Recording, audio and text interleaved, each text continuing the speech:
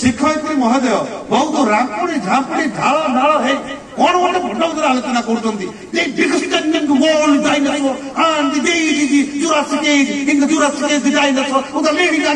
से पिलाटा खाली से कौन कौन कही जाऊँ इंग्लीश रे ये खाली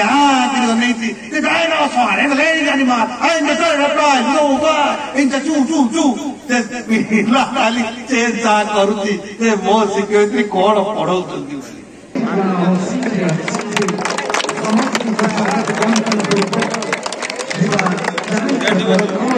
सुरम्य साधना मली जाई जुदी हेनार अपूर्व सौरभ आस्वादन अपूर्व अमृत बेला ता सहित मोनाली सार भली महानुभव अभिज्ञ वरिष्ठ प्रज्ञावान शिक्षक वक्तव्यर आस्वादना सबको एकाकार करी जगतनाथ जगन्नाथ अनंत सहन बांक चूड़ामणि जगत स्वामी जगतपालक विश्वनंद सृष्टिकर्ता पादपद्म अनंत कोटि दंडवत पूर्वक समस्त सुख समृद्धि कामना करी ए वर्षर गोपबंधु नगर विज्ञान मेलार यह पूर्णांग महोत्सव समस्त मंगल कामना पूर्वक मोर भक्तिपूत कृतज्ञता ज्ञापन करुछि।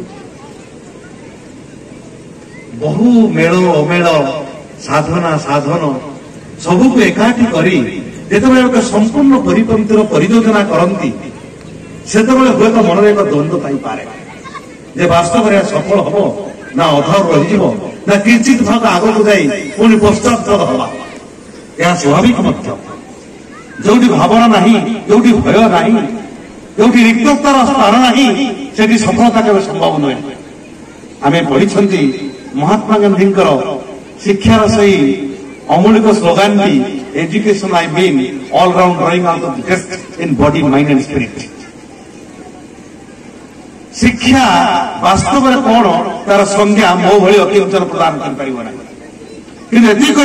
शिक्षा हूँ एक विज्ञान जो मन बुद्धि विवेक एवं शरीर सबुर अपूरक अमूलक मिलन मेलक एकदम राजनाथ भली संपादन हेले जाए से परिपुष्ट हम उत्तम मानव भाव में परिगणित से मोर पूर्वतम वक्ता मैंने बहु कथा कहले जे केतेबेले सदिच्छा सद्दिगरे प्रतीयमान होला बेले केतेबेले अदिच्छा खराब दिगरे प्रतीयमान हूँ प्रथमस्थतार एक भिन्न रूप मात्र जहाँ कहली गोटे निर्दिष्ट दिगरे आम आगंतुक पथिक हो आगक जाऊला बेले जदि कौन कारणवशत उपांत अंचल अपूर्व सौरभ संपन्न पुष्पराजी हो पत्र पल्लवित अपूर्व सौंदर्य विमोहित हो आम टिके पथभ्रष्ट हो जाऊ ताहा आपनकर आवेगिक महोत्सव हो आपनकर आवेगिक आवश्यकता हो सेतबेले निश्चिंत भाव में भूल हुए आ ये भूल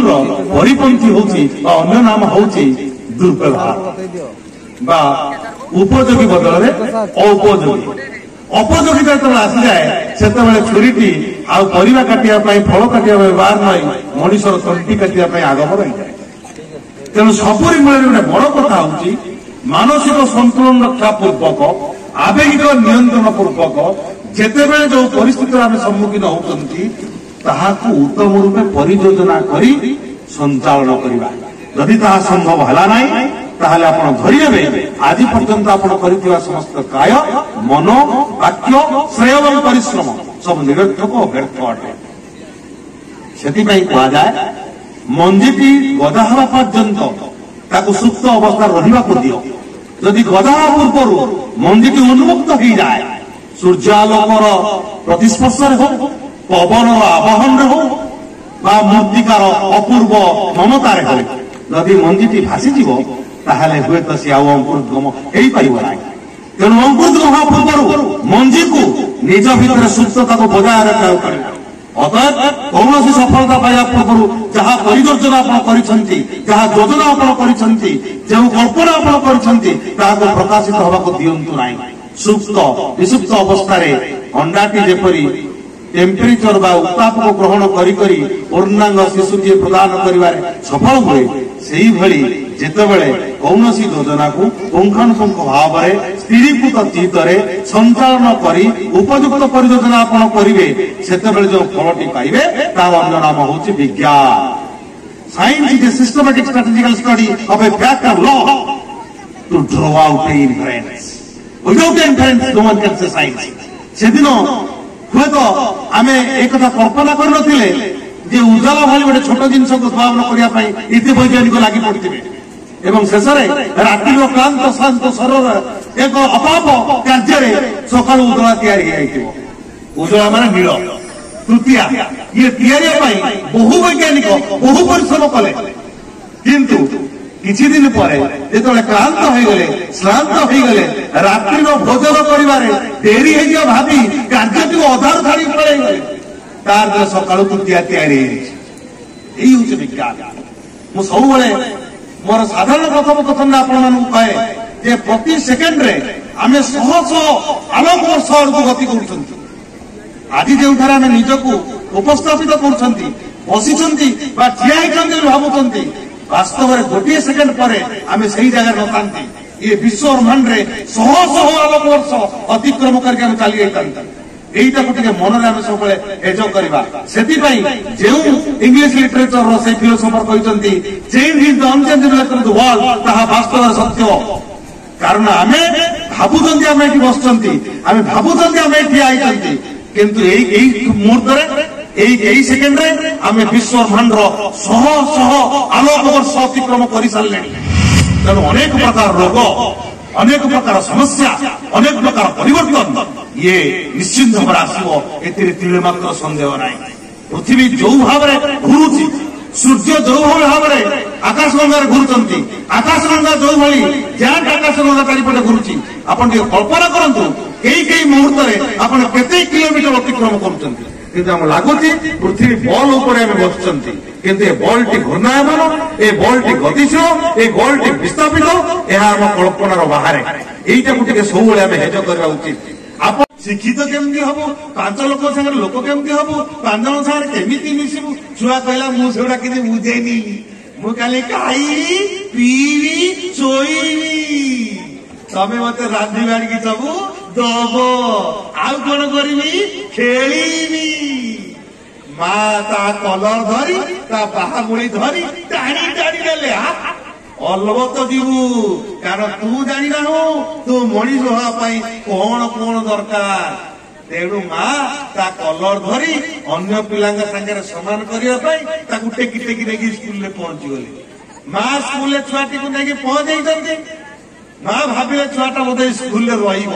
ମା ଆସି ଘର ପାଖରେ ପହଞ୍ଚି ନାହାନ୍ତି, ଛୁଆ ସାଙ୍ଗେ ସାଙ୍ଗେ ବସ୍ତାନ ଧରିକି ମା ପଛପଛେ ଆସିକି ପହଞ୍ଚିଗଲା। ମା କହିଲେ କଣ ନା ବଡ କାମ କରିଦେଇଛି, କଣ ନା ତମେ ଛାଡ଼ିଦେଲ ପଳେଇବି, ତମେ ସ୍କୁଲରେ ଛାଡ଼ିଦେଲ ମୁଁ ପଳେଇ ଆସିଲି। ମା କହିଲେ ତୁ ମଣିଷ କେମିତି ହବୁ କିରେ। ତେଣୁ ମା କହିଲେ ଏ ଅଣ୍ଡା ଡାଲି ଚାଉଳ ପୋଷାକ ମିଳୁଥିବା ସ୍କୁଲରେ ତତେ ଆଉ ଛାଡିବି ନାହିଁ, କାରଣ ଏଠି ଯୋଉମାନେ ଜଗୁଆଳି ଅଛନ୍ତି, ଏଠି ଯୋଉମାନେ ମଙ୍ଗୁଆଳି ଅଛନ୍ତି, ସେମାନେ କିଛି ନିୟମ କାନୁନ ମାନନ୍ତି ନାହିଁ।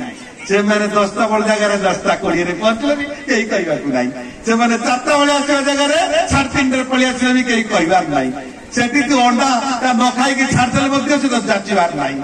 ତୋ ଭାତ ଆଜି ନାହିଁ, ତୋ ଭାଗ ବୁଡିଗଲା, ସେଠି କେହି କହିବାର ନାହିଁ। ତେଣୁ ତତେ ଏଠି ପାଠ ପଢେଇବି ନାହିଁ, ତତେ କୋଉଠି ପାଠ ପଢେଇବି, ପ୍ରାଇଭେଟ ସ୍କୁଲ ଭଲ ସ୍କୁଲ ଦେଖିକି ପାଠ ପଢେଇବି। ତେଣୁ ମା ମନ ଭିତରେ ଅନେକ ଆସ୍ପାଧନ ରଖି, ଅନେକ ଆଶା ରଖି ପିଲାଟିକୁ ନେଇ ଗୋଟେ ପ୍ରାଇଭେଟ ସ୍କୁଲରେ ପହଞ୍ଚେଇ ଦେଲା।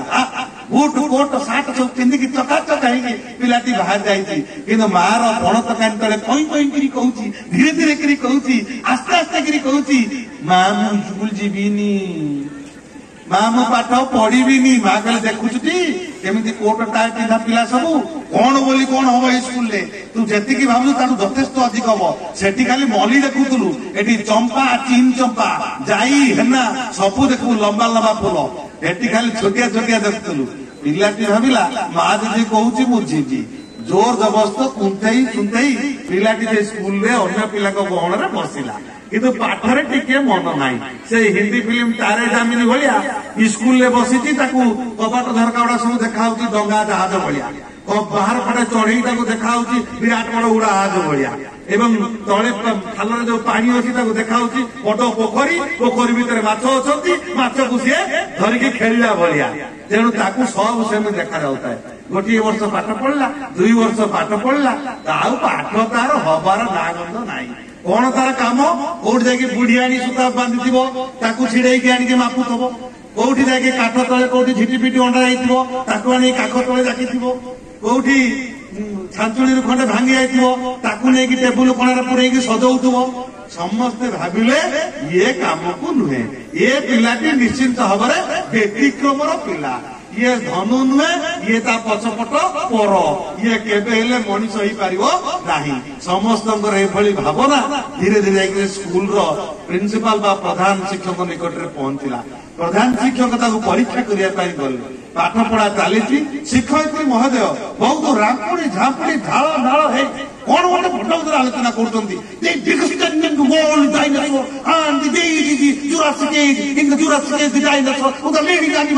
पिलाटा खाली सी कौन कौन कही इंग्लीश रे ये खाली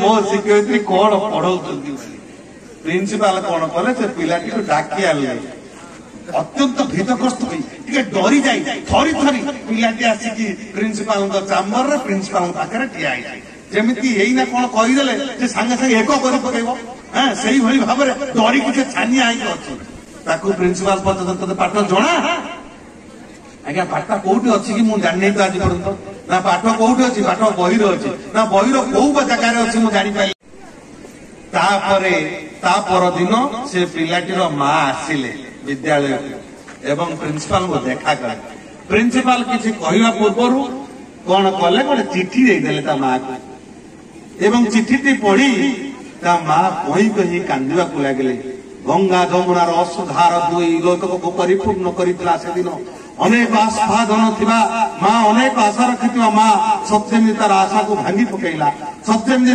जहाजटी तार मझी समुद्र रे से दिन सही 1912 मसीहार टाइटानिक जहाज भाया बुड़ी बुड़ी गला मझुर फाटी गला दी पट को बुड़ीवा मात्र अल्प समय बाकी अच्छी यही अवस्था माँ टी को पिलाटी कहते माँ तुम्हें कांदुछ कहीं तमें तो प्रिंसिपाल पाख आसीच प्रिंसिपाल तुमको किसी कही गोटे कागज देती तमें कांदुछ कहीं माँ टी कहला मु कांदार कारण तोते घरे कहबी एबे चलो आम जीवा खाइबा मत भारी भोक है पिलाटीर आदौ इच्छा न थाए कारण इंग्राजी रे कहूथुबा शिक्षयित्री को पाटी की देखी देखी से भारी आनंद लाभ करता है बोधे किसी बुझी पार नहीं किंतु पाटीर चालना ओठर जो चालना से मंत्रमुग्ध से होता है तेणु पिलाटी माँ पछ कानी धरी धीरे धीरे आग को अभिधावन होउची जेमिति ओडिशार वरेण्य 1835 मसीहार कथा ओडिशार नौ दुर्भिक्ष 1866 मसीह पड़ता तार 10 टिके पूर्व राज परिवार रे जन्म होइतिला हृष्टपुष्ट न होइतिबा अस्थि कंकाल देखा शिशुटी बापा भावुंट रोगा हब बापा भावुंट पिलाटा मरी जीव बापा भावुंट पिलाटा रोगी ना जन्म है जदिओ राज परिवार जन्म होइछि किंतु से दिन ओडिशा इतिहास रे ओडिशा आकाश रे अपूर्व चंद्र उद्यमान होइतिला बोली केही भावी नथिले जेतेबेले पिलाटी 3-4 वर्ष रही माँ पचारुचंती तू खाऊ ना तू रोगीड़ा होइछु तू हृष्टपुष्ट देखा जाऊ ना तेबे तू बंचिबु केमिति पिलाटी तू कहला माँ मु बंचिबार प्रयोजन भगवान को जना तेणु भगवान जे चाहिए मु निश्चिंत बंचिबी सेही पिलाटी को माँ सही समय पचारते जे भाड़ी उपरे अच्छी गुड़ गुड़ आनिक तू खाइबू तेणु गुड़टा कौटी अच्छी देखीदे एवं गुड़ आनी खा टिके समय माँ पछकू जाइकी देखिचंती बा पछकू जाइचंती सेही समय पिलाटी गोटे काठी आनिकरी आखि पाखरे देखुची गुड़टा केते हाइट रे अछि गुड़टा केते उच्चार अछि बोली से देखुची माँ आसिकी निरीक्षेकी देखिले आखि पाखरे छोटिया बाउंस काटची धरची ए काठरे से मापुची जे केते भाड़ी ऊपर केते उच्चतारे से गुड़टा अछि एवं से खाइबो टिके पर माँ आसी कहले कौन देखुछु ना मो ए गुड़टा जेतिक उच्चतार अछि मो हाथ पाइबो नाही तमे जदि एई चेयरटा बाई स्टूलटा जदि पकई देकी चढ़ी जीवो त तम हाथ पाई जीवो माँ कहले तू केम जानलु ना एई गुड़टी एठू पाखापाखि 12 फुट 3 इंच उच्चतार अछि एदिन माँ आश्चर्य हेइतले जे गोटे बाउंस काठी के आखि आगे खाली रखिला एवं से माप करी कहीदेला गुड़ 12 फुट 3 इंच उच्चतार अछि ଏବଂ ଆପଣ ଜାଣିଛନ୍ତି ଓଡିଶାର ସେ ବରେଣ୍ୟ ବରପୁତ୍ର ଶ୍ରୀରାମ ଦର୍ପଣ ଭଳି ଅପୂର୍ବ ଜ୍ୟୋତିଷଶାସ୍ତ୍ର ଲେଖିକିରି ଏ ଭାରତ ବର୍ଷ ନୁହେଁ ସମଗ୍ର ବିଶ୍ୱରେ ପଠାଣି ସାମନ୍ତ ଉପରେ ପରିଚିତ ହେଇକି ବିଜ୍ଞାନର ଚରମ ନିଦର୍ଶନ ପ୍ରଦର୍ଶନ କରିଥିଲା। ପିଲାଟି କହି କହି ହେଇ କାନ୍ଦୁଛି, ମା ପଛେ ପଛେ ଯାଉଛି, ମା ଯୁଆଡେ ଯିବ ସେ ସିଆଡେ ଯିବ, ମା ଏକମୁହାଁ ହେଇକିରି ଉପାସରେ ତୃଷାର୍ଥ କ୍ଷୀରାର୍ଥ ହେଇକିରି ଘରକୁ ପ୍ରତୀୟମାନ ହଉଛନ୍ତି, ଘରକୁ ଯାଉଛନ୍ତି। ଘରେ ଯାଇକି ପହଞ୍ଚିଗଲେ କବାଟ ଖୋଲିକି ଧୁମ୍ କରି ଗୋଟେ ଷ୍ଟୁଲ ଉପରେ ବସି ପଡିଲେ। ପିଲାଟି କହିଲା, ମା ତମେ କାହିଁକି କାନ୍ଦୁଛ, ମତେ ଏପର୍ଯ୍ୟନ୍ତ କହିଲନି। ପିଲାଟି କହିଲେ, ତମ ପ୍ରଧାନ ଶିକ୍ଷକ କହିଲେ ଯେ ସେଭଳିଆ ବିରାଟ ସ୍କୁଲରେ, ସେଭଳିଆ ଭଲ ସ୍କୁଲରେ ତୋ ଭଳିଆ ଉତ୍ତମ ଛାତ୍ର ପଢିବାରେ ଅଯୋଗ୍ୟ ଅଟନ୍ତି। ତୁ ଏତେ ଏକ୍ସେଲେଣ୍ଟ, ତୁ ଏତେ ଗୁଣବତ୍ତା ଛାତ୍ର ଯେ ଅନ୍ୟ ଛାତ୍ର ମାନେ ତୋ ତୁଳନାରେ କିଛି ନୁହନ୍ତି। ପିଲାଟି ସେଦିନ ମା ବୁଝେଇଥିଲେ, କିନ୍ତୁ ଶିକ୍ଷକ ଲେଖିଥିଲେ, ପ୍ରଧାନ ଶିକ୍ଷକ ଲେଖିଥିଲେ, your child is a idiot one, he is not eligible to read at our school. ତମ ପିଲାଟା ହଉଛି ଗୋଟେ ଇଡିୟଟ, ମାନେ ଯାହାର ଇଣ୍ଟେଲିଜେନ୍ସ ହଉଛି IQ ହଉଛି ବିଲୋ 25, ତେଣୁ ସିଏ ଆମ ସ୍କୁଲରେ ପଢିବା ପାଇଁ ଅଯୋଗ୍ୟ ଅଟେ। କିନ୍ତୁ ମା ସେଦିନ ପିଲାକୁ କହିଲେ ଯେ ସାର୍ ଲେଖିଛନ୍ତି ତୁ ଅତୀବ ଏକ୍ସେଲେଣ୍ଟ ଅଟୁ। ସେଇଦିନ ପିଲାଟି ତା ଭିତରେ ଭିତ୍ତିପ୍ରସ୍ତର ସ୍ଥାପନ କଲା, ତାର ପ୍ରତିଭାର ଉଦ୍ଗମ କଲା ଏବଂ ବିଭିନ୍ନ ପାଗଳାମି କରିବାକୁ ଆରମ୍ଭ କଲା। ଯେମିତି ଅନାଦି ସାର୍ କହୁଥିଲେ, କେହି ଆମେ କେବେ ପରୀକ୍ଷା କରି ଦେଖିନାହାନ୍ତି ଯେ ଲୁହାଟାକୁ ଦଦେଇଲା ପରେ ତାହା ଚୁମ୍ବକ ଦ୍ୱାରା ଆକର୍ଷିତ ହେବ କି ନାହିଁ, ଏବଂ ଏହା ନିଶ୍ଚିତ ଭାବରେ ଏକ ଫଳପ୍ରସୂ ଇନଫ୍ଲୁଏନ୍ସ, ତାକୁ ଆମେ କେହି ପରୀକ୍ଷା କରୁନାହାନ୍ତି। ସେଭଳି ଅନେକ ପରୀକ୍ଷା ଆମ ଦୈନନ୍ଦିନ ଜୀବନରେ ଘଟୁଥିଲେ ମଧ୍ୟ ଆମେ ତାକୁ କେବେ ଅବଲୋକନ କରିନାହାନ୍ତି, ଶୃଙ୍ଖଳିତ ଭାବେ ତାକୁ ତର୍ଜମା କରିନାହାନ୍ତି, ବା ତା ଇନଫରେନ୍ସ ବା ତାର କନକ୍ଲୁଜନ ଡ୍ର କରିବା ପାଇଁ କେବେ ଚେଷ୍ଟା କରିନାହାନ୍ତି। ଯଦି ଚେଷ୍ଟା କରିଥାନ୍ତେ ତାହେଲେ ମୋ ଗହଣରେ ଆପଣମାନେ ଯୋଉମାନେ ବସୁଛନ୍ତି, ଆପଣମାନେ ଜଣେ ଜଣେ ବୈଜ୍ଞାନିକ ହେଇ ବାହାରିଥାନ୍ତେ। ଆପଣମାନେ ଚିନ୍ତା କରନ୍ତୁ, ଆମ ଭାରତର ନୋବେଲ ବିଜ୍ଞାନୀ, ଆମ ଭାରତର ନୋବେଲ ପ୍ରାଇଜ ପାଇଥିବା, ଫିଜିକ୍ସ ନୋବେଲ ପ୍ରାଇଜ ପାଇଥିବା ବୈଜ୍ଞାନିକ CV ରମଣଙ୍କ କଥା, ଚନ୍ଦ୍ରଶେଖର ଭେଙ୍କଟ ରମଣଙ୍କ କଥା, ଜାହାଜରେ ଯାଉଛନ୍ତି, କେବେ କିଛି ଚିନ୍ତା କରୁନାହାନ୍ତି, କେବେ କିଛି ତର୍ଜମା କରୁନାହାନ୍ତି, କେବେ କିଛି ଆଲୋଚନା କରୁନାହାନ୍ତି। ଜାହାଜରେ ଚାଲିଛନ୍ତି, ନୀଳ ସମୁଦ୍ର ଉପରେ ସୂର୍ଯ୍ୟକିରଣ ପଡିଛି, ନୀଳ ସମୁଦ୍ର ଉପରେ ସୂର୍ଯ୍ୟକିରଣ ପଡୁଛି, ଦେଖାଯାଉଛି ସମୁଦ୍ର ଗର୍ଭରେ ଏକ ଗୋଲାକାର ଆବରଣ ସୃଷ୍ଟି ହଉଛି। ସମୁଦ୍ର ଗର୍ଭରେ ଯୋଉ ଗୋଲାକାର ଆବରଣ ସୃଷ୍ଟି ହଉଛି ତା ସ୍ତରୀକୃତ ଭାବରେ ହଉଛି, ତା ଧୀର ଅନୁକ୍ରମରେ ଗୋଟିଏ ଉପରେ ଗୋଟିଏ ଗୋଲ ଚଢି ଚଢିକି ରହିଛି। এইটা তাଙ୍କ ମନ ଭିତରେ ସୌନ୍ଦର୍ଯ୍ୟ ସୃଷ୍ଟି କଲା ଯେ ଆଲୋକଟା ପଡିବା ପରେ ଏ ନୀଳ ଜଳରାଶିରେ, ଏ ସ୍ଥିର ଜଳରାଶିରେ, ଏ ସମୁଦ୍ର ଜଳରାଶିରେ ଗୋଟିଏ ପରେ ଗୋଟିଏ ରିଙ୍ଗ କାହିଁକି ତିଆରି ହେଇଛି, ଏବଂ ଏଇଠୁ ସେ ବିଶ୍ୱବିଖ୍ୟାତ ଟେଣ୍ଡାଇଲ ଇଫେକ୍ଟର ଉଦ୍ଭାବନ କଲେ। ତେଣୁ ଭାବନ୍ତୁ ନାହିଁ ଯେ କୌଣସି ଏକ ନିର୍ଦ୍ଦିଷ୍ଟ ତର୍ଜମାକୃତ ପୁଙ୍ଖାନୁପୁଙ୍ଖ ସ୍ଥିରୀକୃତ ଆଲୋଚନା ପର୍ଯ୍ୟାଲୋଚନା କଲେ ତାହା ବିଜ୍ଞାନରେ ଉପନୀତ ହବ, ତାହା ସତ୍ୟ ନୁହେଁ। ଯେତେବେଳେ ଆପଣଙ୍କ ମନ ମାନସକୁ ଛୁଇଁଲା ଭଳିଆ କୌଣସି ଏକ ଆକର୍ଷଣ ଫଳପ୍ରସୂ ହେଇକି ତାହା ଏକ କନକ୍ଲୁଜନରେ ପରିଣତ ହବ, ତାହା ହେଇଯିବ ବିଜ୍ଞାନ। ସେଇଭଳି ସେ ପାଗଳ ପିଲାଟି ଯେତେବେଳେ ବିଭିନ୍ନ ପାଗଳାମି କରିଛି, ସେତେବେଳେ ନୂଆ ଜିନିଷ ପାଇଛି ଯେ ଫାରାଡେ ଯେ ବିଦ୍ୟୁତ ଶକ୍ତି ଉଦ୍ଭାବନ କଲେ, ସେ ବିଦ୍ୟୁତ ଶକ୍ତିକୁ ନନ୍ ରିଏକ୍ଟିଭ ଗ୍ୟାସ ହଉଛି ନୋବେଲ ଗ୍ୟାସ। ଯଦି ନନ୍ ରିଏକ୍ଟିଭ ଗ୍ୟାସ ବା ନୋବେଲ ଗ୍ୟାସ ଉପସ୍ଥିତିରେ ଅତ୍ୟଧିକ ଉତ୍ତପ୍ତ କରିଦିଆଯାଏ, ତାହା ନିଶ୍ଚିନ୍ତ ଭାବରେ ଆଲୋକ ପ୍ରଦାନ କରିବ। ଏଭଳି ଏକ ବିରାଟ ଉଦ୍ଭାବନ କେବେ କାହା ମନ ଭିତରେ ସୃଷ୍ଟି ହେଇନଥିଲା।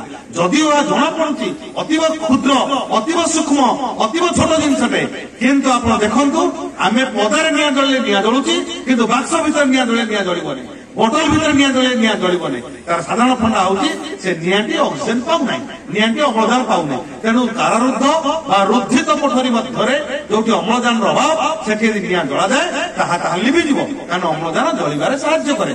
ସେଇଭଳି ସେ ଉଦ୍ଭାବନ କଲେ, ଯେତେବେଳେ କୌଣସି ଏକ ନନ୍ ରିଏକ୍ଟିଭ ବା ନିଷ୍କ୍ରିୟ ଗ୍ୟାସ, ନୋବେଲ ଗ୍ୟାସ ଉପସ୍ଥିତିରେ ଅତ୍ୟଧିକ ପରିମାଣରେ ବିଦ୍ୟୁତର ଯୋଉ ଏମିଶନ ହବ, ସେତେବେଳେ ତାହା ଆଲୋକ ପ୍ରଦାନ କରିବ। ଏବଂ ଶେଷରେ ଏଇ ପାଗଳ ପିଲା, ଏଇ ଇଡିୟଟ ପିଲା 60 ବର୍ଷ ବୟସରେ ବିଶ୍ୱର ଶ୍ରେଷ୍ଠ ବୈଜ୍ଞାନିକ ଭାବରେ ପ୍ରତିପାଦିତ ହେଲା। ତେଣୁ କେବେ ଭାବନ୍ତୁ ନାହିଁ ଆପଣଙ୍କର ବୟସ ହେଇଗଲାଣି, ଆପଣଙ୍କର ପାଠପଢା ସରିଗଲାଣି, ଆପଣଙ୍କର ସମସ୍ତ କର୍ମର ପରିସମାପ୍ତି ଘଟିଲାଣି, ଆପଣଙ୍କର କର୍ମର ପରିପକ୍ୱତା ଆସିଗଲାଣି, ଏହା କେବେ ମନ ଭିତରେ ଆସନ୍ତୁ ନାହିଁ।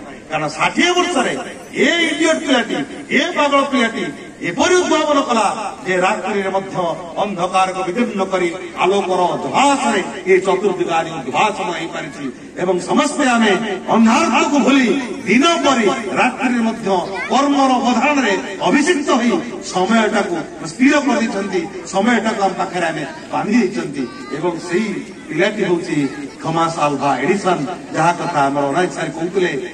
ତେଣୁ କେବେ ବି କୌଣସି ପରିସ୍ଥିତିରେ କୌଣସି ମୁହୂର୍ତ୍ତରେ ଆପଣ ଭାବିବେନି ମୁଁ ପରିପକ୍ୱ, ମୁଁ ବୟସର ଶେଷ ସମୟରେ ଆସିକି ପହଞ୍ଚିଲେଣି, ମୁଁ ଆଉ କିଛି ପାରିବିନି। ୟୁ କ୍ୟାନ୍, ଆପଣ ପାରିବେ, ଆପଣ ପାରିବେ, ଆପଣ ପାରିବେ। ଥରେ ଖାଲି ମାଟିକୁ ସ୍ପର୍ଶ କରନ୍ତୁ, ମାଟିକୁ ମଥାରେ ଲଗନ୍ତୁ, ମାଟିକୁ ଶୁଙ୍ଗନ୍ତୁ, ସେ ମାଟି ଆପଣଙ୍କୁ ଏତେ ଭାବରେ ଅଭିଷିକ୍ତ କରାଇବ, ଉଦୀର୍ଣ୍ଣ ଉତ୍ପନ୍ନ ଉତ୍ପ୍ରେରିତ କରିବ ଯେ ଆପଣ ମଧ୍ୟ ଅତୁଳନୀୟ ବନ୍ଦନୀୟ ହେବେ, ଏଥିରେ ତିଳେ ମାତ୍ର ସନ୍ଦେହ ନାହିଁ। ତେବେ ସର୍ବୋପରି ସରକାର ବାହାଦୁରଙ୍କର ଏସବୁ ଯୋଉ କାର୍ଯ୍ୟକ୍ରମ ଯେ ବିଜ୍ଞାନ ମେଳାଟିଏ ହବ, ବିଜ୍ଞାନ ମେଳାରେ ପିଲାର ସୃଜନଶୀଳତାର ବିକାଶ ହବ, ଏହା ସର୍ବାଉଦ ଏକ ଭଲ ପ୍ରୋଗ୍ରାମ, ଭଲ କାର୍ଯ୍ୟକ୍ରମ ଏବଂ ଏଥିରେ ଆମ ଶିକ୍ଷକ ଭାଇ ଭଉଣୀ ମାନେ, ଆମର ବିଭିନ୍ନ ଶିକ୍ଷକ ସଂଘର କର୍ମକର୍ତ୍ତା ମାନେ, ଆଗନ୍ତୁକ ଜିଜ୍ଞାସୁ ମଣ୍ଡଳୀ, ସମସ୍ତ ପ୍ରିଣ୍ଟ ମିଡିଆ ଏବଂ ଇଲେକ୍ଟ୍ରୋନିକ ମିଡିଆର ବନ୍ଧୁଗଣ, ସର୍ବୋପରି ସରକାରଙ୍କ ଦ୍ୱାରା ନିଯୁକ୍ତ ପାଇଥିବା ସମସ୍ତ କର୍ମକର୍ତ୍ତା, ସମସ୍ତଙ୍କର ଅପୂର୍ବ ସହଯୋଗରେ ଆମେ ଆମ ବ୍ଲକରେ ଆଜି ଏଭଳି ଏକ ସଫଳତାପୂର୍ବକ କାର୍ଯ୍ୟକ୍ରମକୁ ସମ୍ପାଦନ କରିପାରିଛନ୍ତି। ସେଥିପାଇଁ ମୋ ହୃଦୟର ଅନ୍ତଃକୋଣରୁ ଆପଣମାନେ ସମସ୍ତଙ୍କୁ ମୁଁ ଗଭୀର କୃତଜ୍ଞତା ଜ୍ଞାପନ କରୁଛି। ଆଶା କରୁଛି ଏ ବ୍ଲକର ସୁନାମ ଏଭଳି ଭାବରେ ଚିରଦିନ ଜାଜୁଲ୍ୟମାନ ହେଇକି ରହୁ। ମୁଁ ଥାଏ ବା ନଥାଏ, ଆପଣ ଆପଣଙ୍କର ଅପୂର୍ବ ସହଯୋଗ, ଆସ୍ୱାଦନ, ପ୍ରଜ୍ଞା, ଜ୍ଞାନ ସବୁକୁ ଏଇଭଳି ଭାବରେ ପ୍ରଦାନ କରି ଏ ବ୍ଲକର ଉନ୍ନତି, ଏ ବ୍ଲକର ସଫଳତା, ଏ ବ୍ଲକର ଯୋଉ ବନ୍ଦନା ସବୁବେଳେ ଏମିତି ଉଜ୍ଜୀବିତ କରି ରଖିଥିବେ। ସମସ୍ତଙ୍କୁ ଧନ୍ୟବାଦ, ସମସ୍ତଙ୍କୁ ଧନ୍ୟବାଦ। ଜୟ ଜଗନ୍ନାଥ, ବନ୍ଦେ ଉତ୍କଳ ଜନନୀ।